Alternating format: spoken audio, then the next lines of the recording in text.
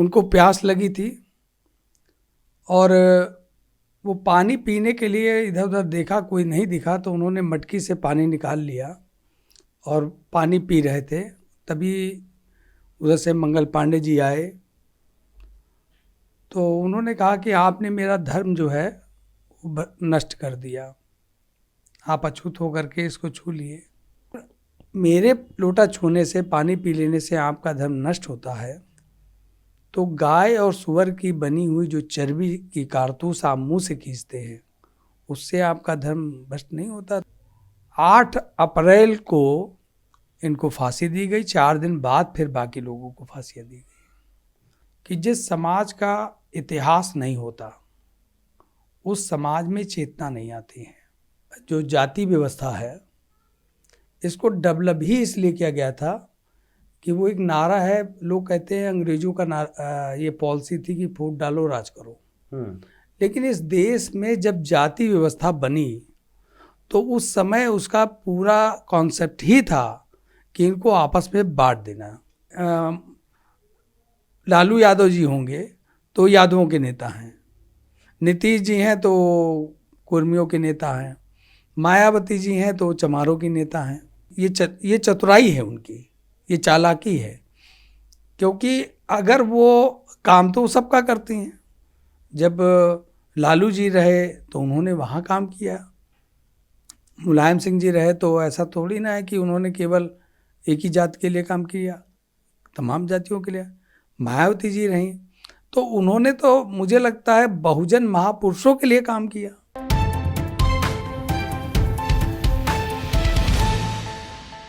नमस्कार, आप देख रहे हैं ब्लू कट और मैं हूं विनीत। हमारे साथ आरसी वाल्मीकि जी हैं।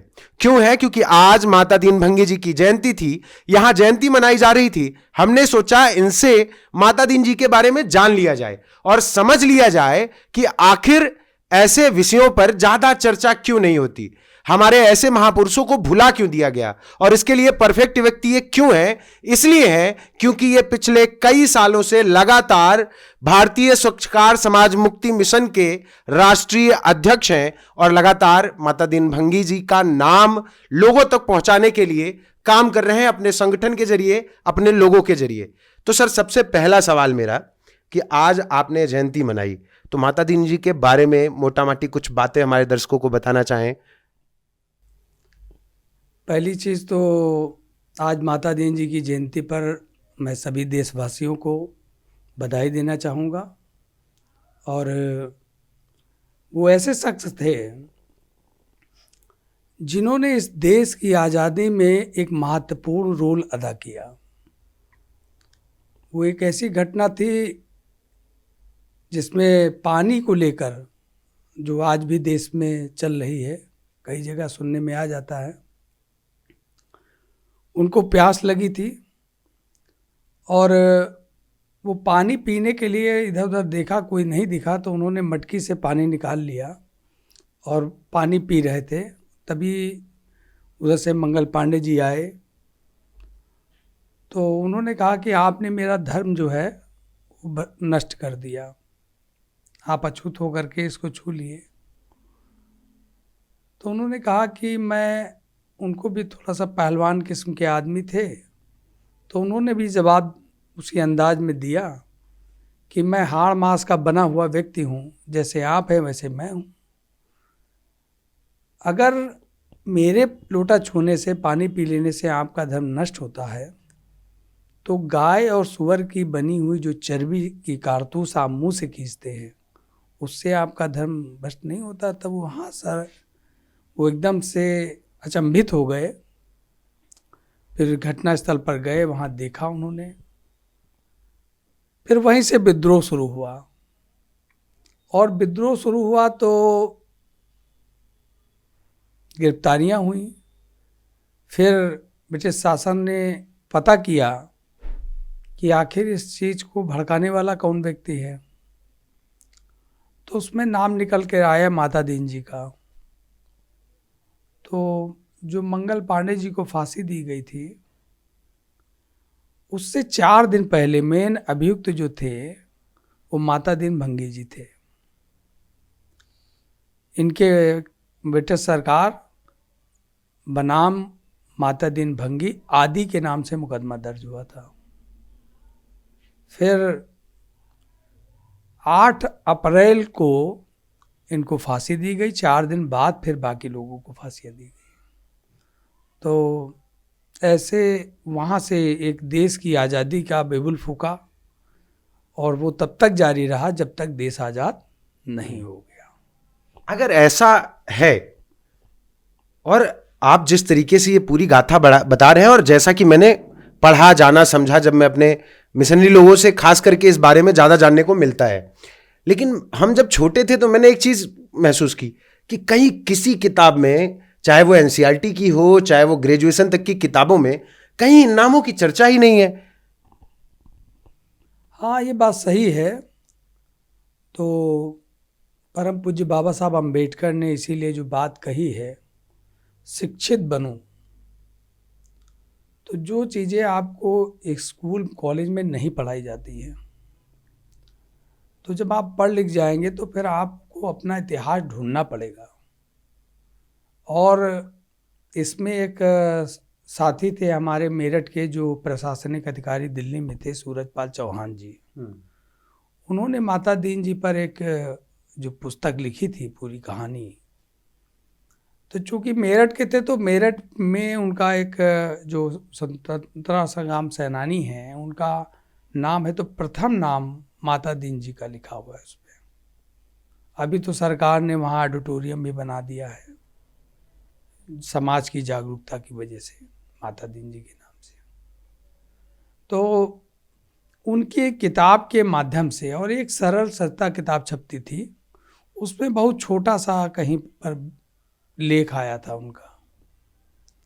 तो यदा कदा लोग जानते तो थे, लेकिन बड़े पैमाने पर नहीं जानते थे। फिर हम लोग जब बहुजन मूवमेंट से जुड़े, मानवर कांसीराम से के मूवमेंट से जुड़े, तो धीरे धीरे इतिहास के जानकारी हुई। और वहाँ एक ये था कि एक स्लोगन लिखा हुआ था उसमें, जो बताया जाता था मीटिंगों में भी, कि जिस समाज का इतिहास नहीं होता उस समाज में चेतना नहीं आती है, और जिस समाज में चेतना नहीं आती है वो समाज कभी संगठित नहीं होगा, और संगठित नहीं होगा तो संघर्ष नहीं करेगा, और संघर्ष नहीं करेगा तो कभी शासक नहीं बन सकता है। तो वो जो चीज़ थी, उसने बहुजन मूवमेंट ने, चाहे वो दलित समाज के लोग हों, चाहे बैकवर्ड समाज के लोग हों, एसटी समाज के लोग हों, अल्पसंख्यक समाज के लोग हों, उन सबके अंदर एक सोच डेवलप की कि भाई हमें भी अपना इतिहास ढूंढना चाहिए, हमें भी अपने इतिहास को आगे लाना चाहिए। तो ये जो काम था, ये कांसीराम साहब के युग से शुरुआत हुई, उनकी सोच से शुरुआत हुई। तो जी, जो स्लोगन मैं बता रहा हूँ कि शासक नहीं बन सकता, तो जो आप प्रश्न कर रहे हैं, इन लाइनों में सब कुछ छुपा हुआ है। आप पढ़ जाते हैं, तो पढ़ने क्या जाते हैं, प्राइमरी तक जो पढ़ते हैं आप, कहानी किस्ते, कक्षा 8 जब प्राइमरी कर लेते हैं तो फिर आपको कुछ 50-50 का रेशियो आता है पढ़ाई का और कहानी किस्तों।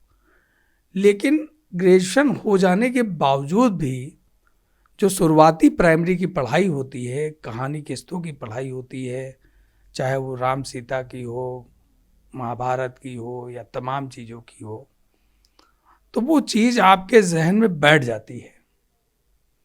तो फिर उससे आप पूरा जीवन निकल नहीं पाते। उससे निकालने का अगर किसी ने काम किया समाज के लोगों को, तो वो बाबा साहब अम्बेडकर के बाद मानवर कांसीराम का जो मूवमेंट था, उसने बड़े पैमाने पर किया। और जब शासक आप बन जाते हैं तो फिर आप अपने हिसाब से काम करते हैं।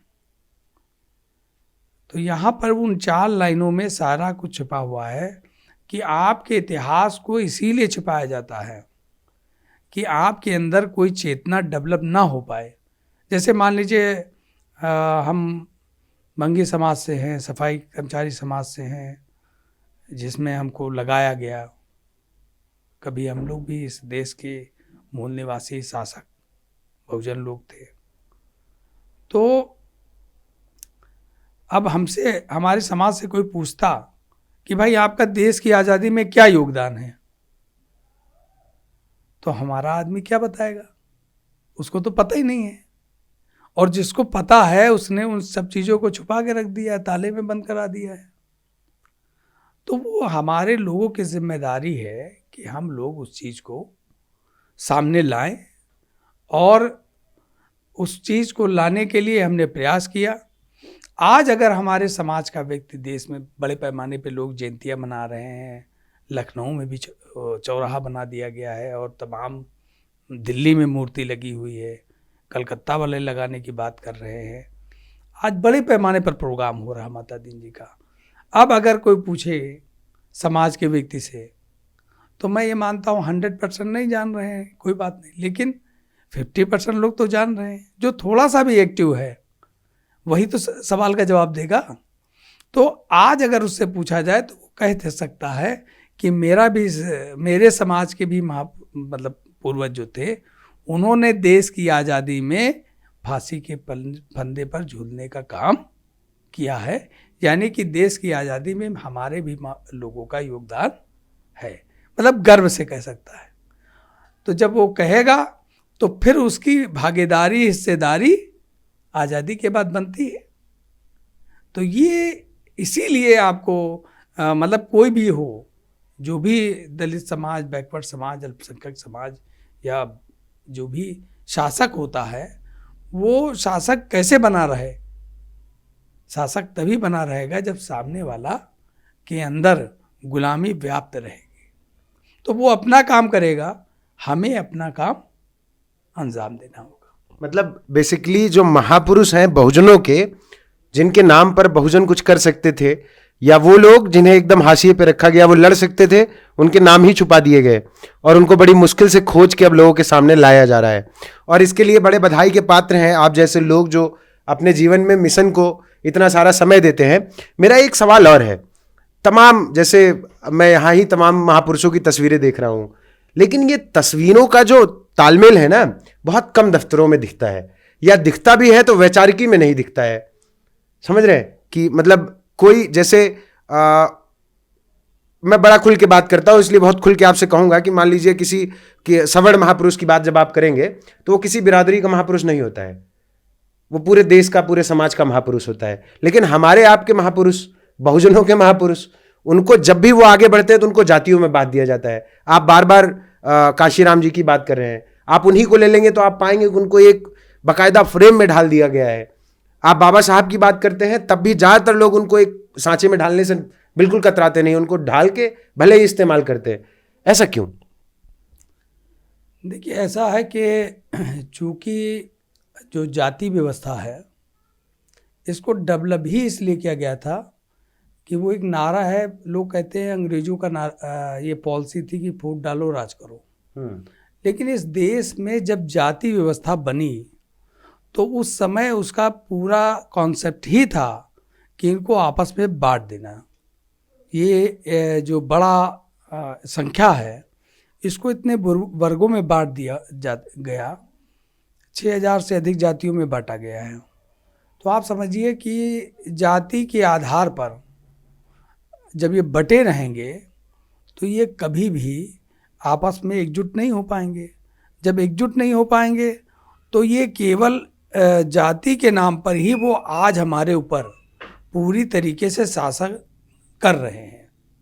ऐसा नहीं है कि वो जातियां अगर ख़त्म हो जाएंगी या बढ़ जाएंगी, तो ये जो आप बात कह रहे हैं, ये जो सवाल कर रहे हैं आप के मन में है और लोगों के भी मन में है कि लालू यादव जी होंगे तो यादवों के नेता हैं, नीतीश जी हैं तो कुर्मियों के नेता हैं, मायावती जी हैं तो चमारों की नेता हैं। तो ये इसलिए किया जाता है कि उन्हें ये चतुराई है उनकी, ये चालाकी है, क्योंकि अगर वो काम तो सबका करती हैं।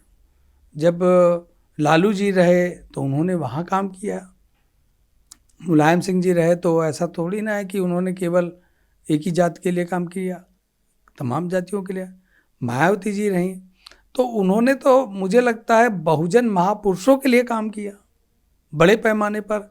आज आप देखिए उत्तर भारत में जिधर जाइए, नोएडा जाइए या यहाँ आप लखनऊ जाइए या किसी भी ज़िले में जाइए, तो आपको दिखाई देगा कि उन्होंने बैकवर्ड क्लास के जो हमारे महापुरुष थे, जिनकी बदौलत आज ये मूवमेंट दिख रहा है, चाहे वो महात्मा ज्योतिबा राव फूले रहे हों, साहू जी महाराज रहे हों, पेरियार साहब रहे हों, संत गाडगे जी रहे हों, अनेक महापुरुष जो हैं उनके लिए उन्होंने स्टेचू बनाया उनकी।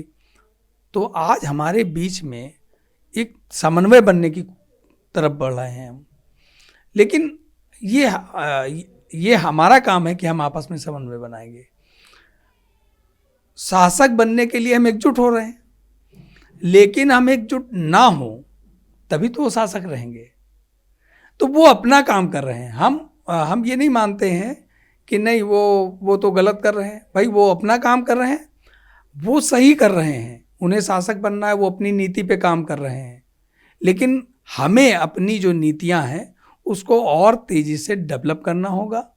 और जाति व्यवस्था को कहीं ना कहीं आप समझिए कि 800 साल यहाँ मुगलों का शासन रहा, 200 साल अंग्रेज़ों का शासन रहा, लोग इस्लाम धर्म को ग्रहण कर लिए, लोगों ने आप समझिए कि क्रिश्चियन धर्म को अपना लिया, जैन धर्म को अपनाया, सब किया। लेकिन आप ये समझिए कि उनकी पकड़ इतनी मजबूत है कि इन सालों के शासन के बावजूद आज भी वो इस्लाम को तो मानते हैं, लेकिन जो सबसे महत्वपूर्ण बात है कि इस्लाम जाति की इजाज़त नहीं देता। जब शादी करने चलते हैं तो ये दुख का विषय है। जब शादी करने चलते हैं तो वो कॉन्सेप्ट जो बात बाबा साहब ने कही शिक्षित बनो, वो कहीं अभी दूर रहता है लोगों से। तो उसका कारण ये है सही और गलत को ना जानने के कारण वो जब शादी करने चलते हैं, चाहे क्रिश्चियन हो चाहे इस्लाम धर्म को मानने वाला, फिर वो जाति को ढूंढता है और यही उनकी जीत का सबसे बड़ा कारण बनता है। ये जो पूरी बातचीत थी इसमें मेरी कोशिश जो थी वो समझने की कि यार जाति के नाम पे बटे इस देश में कैसे हर जाति इतनी मजबूत हो जाए कि जाति छोड़ सके। अब आप कहेंगे कि जाति अगर मजबूत होगी तो जाति कैसे छोड़ेगी? इसलिए कि जब आप अपना इतिहास समझेंगे, आप जानेंगे कि आपकी ताकत क्या है, तब आप जानेंगे कि आपके अपने लोग कौन हैं, आपको एक किसके साथ होना है और किसके कहने पे अलग नहीं होना है। बाकी बने रहिए ब्लू कैट के साथ। धन्यवाद।